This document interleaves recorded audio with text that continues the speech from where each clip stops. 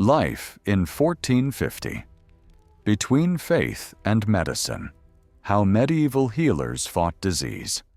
Imagine standing at the threshold of a medieval hospital in the year 1450. Not the sterile, humming institution you know today, but a low stone building adjoining a monastery, where the smell of burning herbs mingles with the sharp tang of unwashed bodies and the soft, perpetual murmur of Latin prayers. A brother infirmerer moves between narrow beds, his hand stained with the juice of wormwood and the residue of animal fat poultices. On one pallet lies a merchant whose fever has climbed for 3 days. On another, a young woman breathes through lungs that rattle like a half-empty grain sack. And over all of it, carved into the stone lintel above the door, is a phrase from the Book of Sirach. Honor the physician, for the Lord created him. This was the world of medieval healing, a world where the boundaries between the divine and the empirical, between prayer and prognosis, between the stars above and the blood beneath the skin, did not merely overlap, but were understood to be the same, single, seamless truth. To understand how a healer in 1450 thought, you must first abandon the idea that medicine and religion operated in separate rooms. They did not. The medieval cosmos was an integrated whole. Every human body was understood as a reflection of the universe itself, built from the same 4 elements: earth, water, fire, and air, and governed by 4 corresponding humors: black bile, phlegm, blood, and yellow bile. This theory, inherited from the ancient Greeks, particularly from Hippocrates and Galen, had been absorbed, refined, and theologized over centuries until it formed the intellectual bedrock of every university-trained physician in Christendom. When a man fell ill, his imbalance was not merely physical, it was cosmological. The position of Saturn in the sky at the moment of his birth might have predisposed his constitution toward an excess of black bile, making him melancholic and vulnerable to certain fevers. The alignment of Mars and Jupiter during a particular season could corrupt the air itself, which was believed to carry pestilence directly into the lungs and blood of those unlucky enough to breathe it. A good physician in 1450 was therefore simultaneously a doctor, an astrologer, and a theologian, consulting both his urine flasks and his astronomical charts before committing to a diagnosis. The education required to produce such a man was neither short nor simple. By the mid-15th century, the great medical schools of Europe at Salerno, Bologna, Montpellier, and Paris had been functioning for generations, producing physicians trained in a rigorous curriculum rooted in translated Arabic scholarship. The works of Ibn Sina, whose canon of medicine had been rendered into Latin as the Avicenna, sat alongside Galen's collected writings on the shelves of every serious practitioner. A student entering Montpellier in 1440 would spend years studying these texts, learning to distinguish the 18 grades of fever documented by medieval theorists, memorizing the properties of hundreds of herbs and their correspondence to humoral categories, and practicing the complex art of uroscopy. So the examination of urine in a special glass flask, which was considered one of the most reliable diagnostic tools available. The color, clarity, smell, and even the taste of urine could indicate which humor was dominant, what organ was struggling, and what treatment would restore the balance that health required. It sounds strange to modern ears, but it was a coherent, internally consistent system, built on centuries of careful, if sometimes misguided observation. Yet the vast majority of people in 1450 never saw a university-trained physician. These men charged fees that a craftsman or a peasant could not afford, and they concentrated themselves in cities, near the wealthy clients and cathedral schools that sustained them. For the rural majority, for the serf whose leg had been broken by a wagon wheel, for the miller's wife burning with childbed fever, or for the child whose throat had swollen nearly shut with what we now recognize as diphtheria, healing came from other hands entirely. It came from the village herbalist, usually an older woman, whose knowledge had been passed down through direct teaching and long practice, through watching which plants grew near standing water and which thrived on dry hillsides, through decades of learning, which preparations reduced swelling and which eased the grinding pain of arthritic joints. Her remedies often worked, not because they operated on humoral principles, but because many of the plants she used, willow bark for fever, yarrow for wounds, valerian for sleeplessness, contained active compounds that genuinely affected the human body. A medieval folk medicine was empirical in the deepest sense of the word. It was knowledge wrung from experience, not derived from theory. Then there was the barber surgeon, perhaps the most practically significant medical figure of the era. Physicians diagnosed and prescribed. Surgeons cut. And the barber surgeon, who in 1450 occupied a social position somewhere between a craftsman and a semi-professional healer, performed the physical interventions that higher status practitioners preferred not to soil their hands with.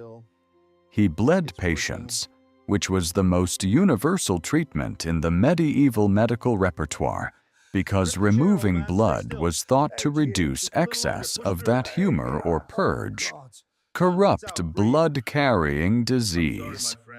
He pulled teeth, lanced infected wounds, amputated limbs that had gone gangrenous, and set broken bones. Working without anesthesia beyond a potion of henbane and wine, and without any understanding of bacterial infection, he relied on speed, strength, and a shocking degree of practical anatomical knowledge. Surviving surgical manuals from the 15th century, including the work of Henri de Mondeville and the English surgeon John Ardern, reveal men who had developed careful techniques for suturing internal wounds, for removing bladder stones, and even for treating fistulas, which were among the most painful and socially devastating conditions of the age. Ardern's treatise on anal fistulas, written in the 14th century, describes a surgical procedure so refined that modern historians have marveled at its sophistication. The hospital itself, the Hôtel Dieu in Paris, the Santa Maria Nuova in Florence, so the great hospitals of London and Milan, was an institution shaped as much by theology as by medicine. The word hospital derives from the Latin hospes, meaning guest or stranger, and the earliest hospitals were places of Christian hospitality for the sick poor, the elderly, and the pilgrim traveler. By 1450, some had grown into remarkable institutions.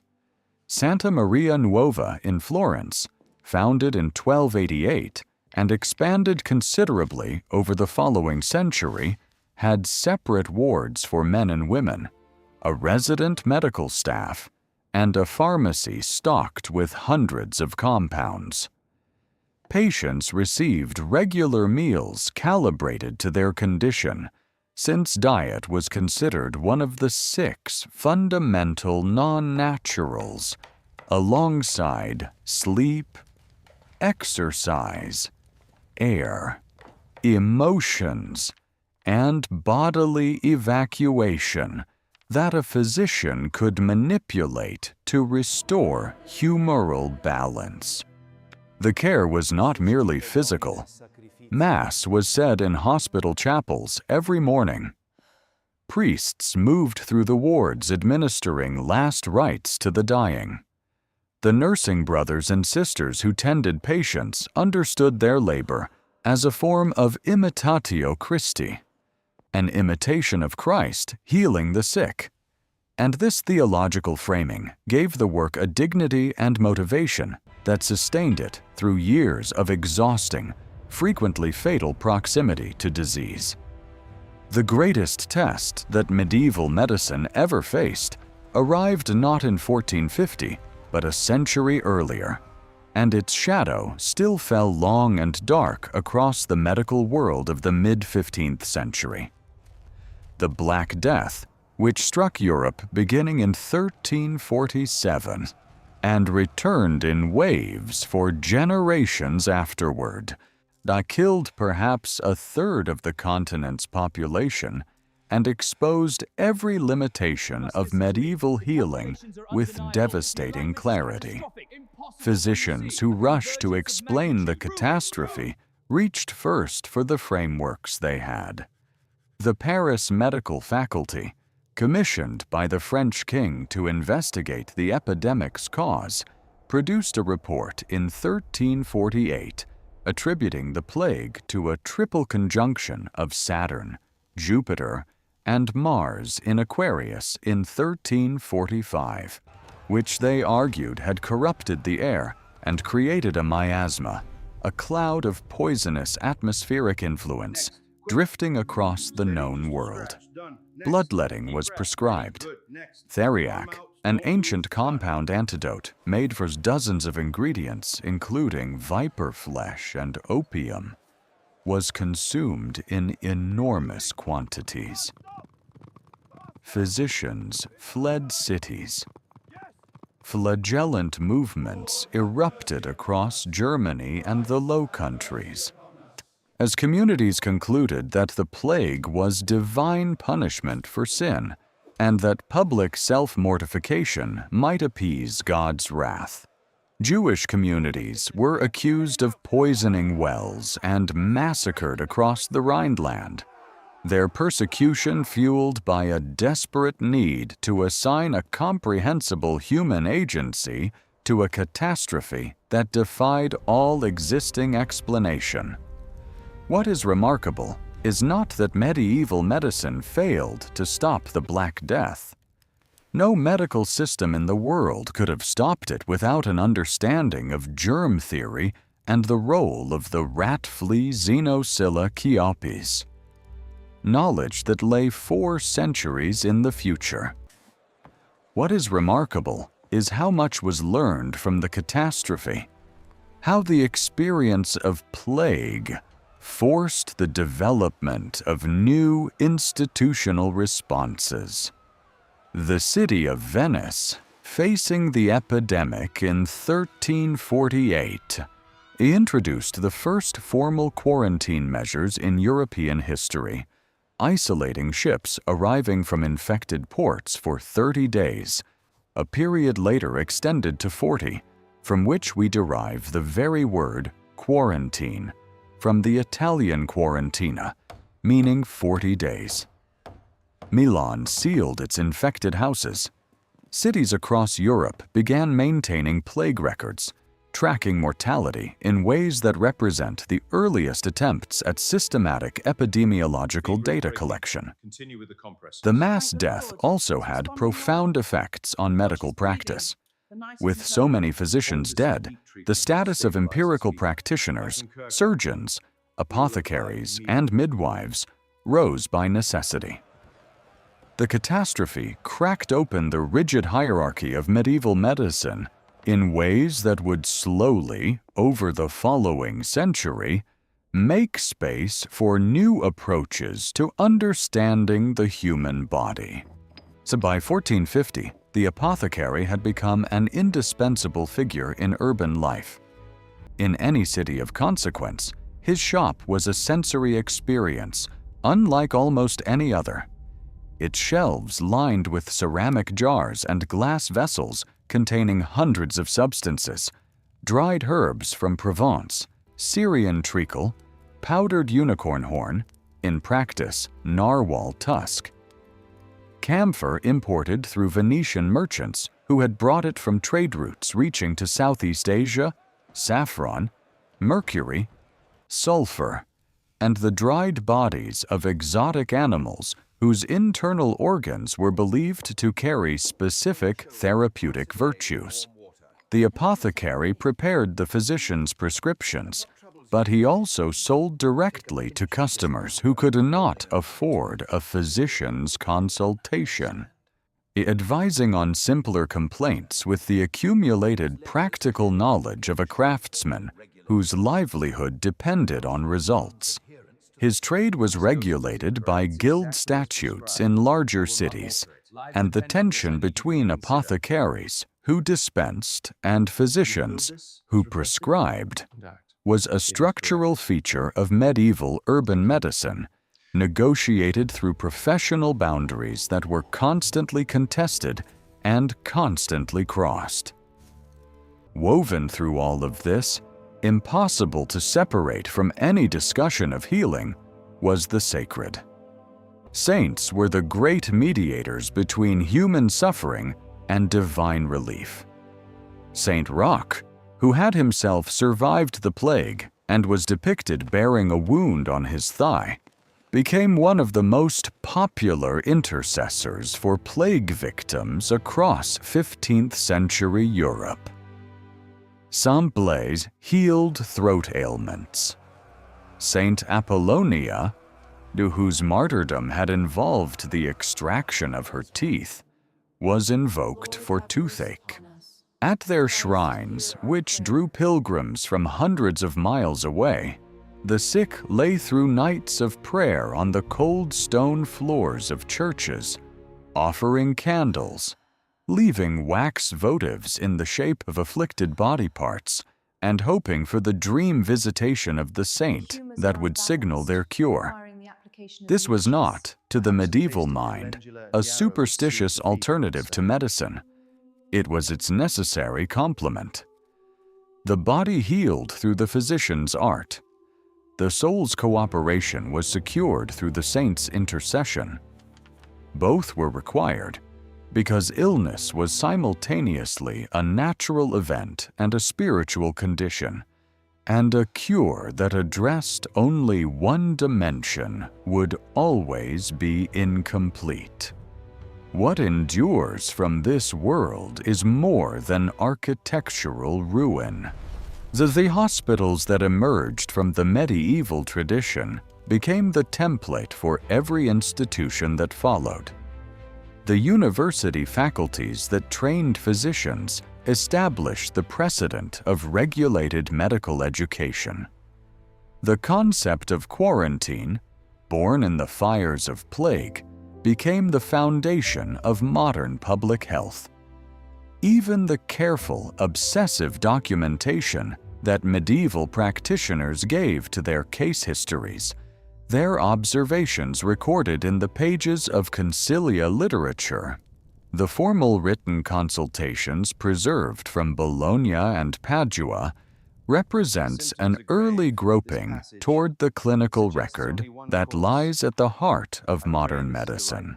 The healers of 1450 were working with incomplete knowledge in conditions of extraordinary difficulty. They were wrong about many things, sometimes catastrophically wrong, but they were not irrational. They were people applying the best intellectual frameworks available to them to the most urgent human problem there is, the suffering body. the threatened life. They observed, they recorded, they debated, they occasionally innovated, and they built institutions that outlasted them by centuries. In that effort, imperfect and profound and unmistakably human, they were not so different from us at all.